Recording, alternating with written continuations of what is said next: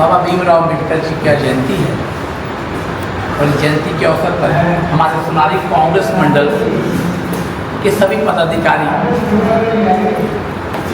के साथ साथ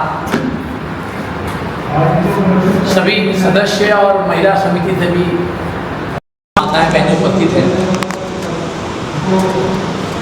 और हमारे गार्डन स्वरूप बड़े भाई भवन शुक्ला जी भी उपस्थित हैं।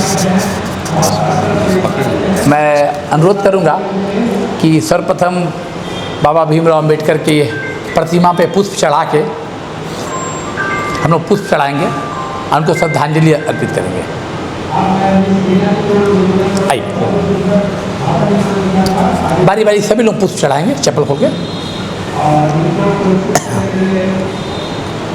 मंडल के द्वारा बाबा साहब का जन्म जयंती के लिए प्रोग्राम किया गया है। जैसे हम लोग स्कूल में पढ़ते थे, ऐसे तो वो चीज़ भूल गए हैं। स्कूल में जब पढ़ते थे इनके बारे में खूब बताया जाता था कि बाबा साहब का अधिकारी से हम लोग को बहुत कुछ अधिकार मिला। हम लोग को नहीं मिला, हर जाति हर वर्ग हर समाज सबको ना उम्र से भेदभाव, ना किसी के जात से भेदभाव, ना किसी के नाम से भेदभाव।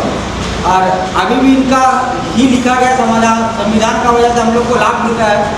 कुछ जगह छूट जाता है, जिसको जानकारी नहीं है उसके लिए दिक्कत है। अगर हम लोग इनके बारे में जानेंगे, समझेंगे, पढ़ेंगे तो अपना लड़ाई खुद लड़ लेंगे बिना किसी वकील का सहारा लिए। ठीक है भैया, जितना याद है बोल दिए, भ्रमण की जाएगी। Thank you very much. Madhya Pradesh में उनका जन्म हुआ। उनका बारे में जानकारी देना बहुत कम बोलना होगा क्योंकि समाज सुधारक थे।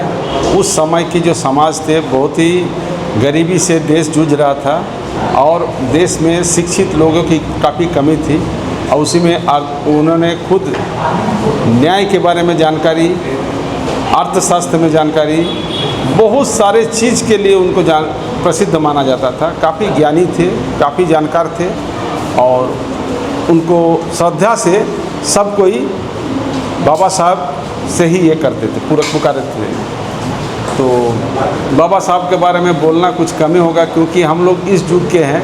उस समय में उन्होंने काफ़ी तकलीफ झेले और हमारे देश के संविधान के निर्माता वही थे जो कि विधि व्यवस्था बनाना, कैसे देश हम अपने हाथ में लेके उसको चलाएंगे, उसके सारी तैयारी करना। आज भी उन्हीं का दिया हुआ हर काम, उन्हीं का किया हुआ सारे व्यवस्था से ही आज भी चल रहा है। तो इनसे हम लोग सत नमन करते हैं, उन्हें बहुत श्रद्धा सुमन अर्पित करते हैं। उनका जन्मदिन पर हमें बहुत खुशी है और धन्यवाद। मंडल अध्यक्ष श्री दीपक यादव जी के नेतृत्व में बाबा साहेब भीमराव अम्बेडकर जी का 135वां जयंती हम लोग मना रहे हैं। हम एक ऐसे शख्स का जयंती मना रहे हैं जिन्होंने इस समाज को बहुत कुछ दिया है। बाबा साहेब के द्वारा जो संविधान का निर्माण किया गया है वो संविधान का ही अधिकार है कि जिसके बदौलत आज हम यहाँ खड़ा होकर के बोल पा रहे हैं। उनके द्वारा महिलाओं को जो अधिकार दिया गया, पहले महिलाएं को पढ़ने का अधिकार नहीं था। महिलाएं जिनका पति डेथ कर जाता था, विधवा हो जाती थी, उन्हें दूसरी शादी करने का अधिकार नहीं था। तो इस तरह महिलाओं को बहुत सा अधिकार बाबा साहब ने दिया। बाबा साहब के द्वारा हमें जो मौलिक अधिकार मिला है,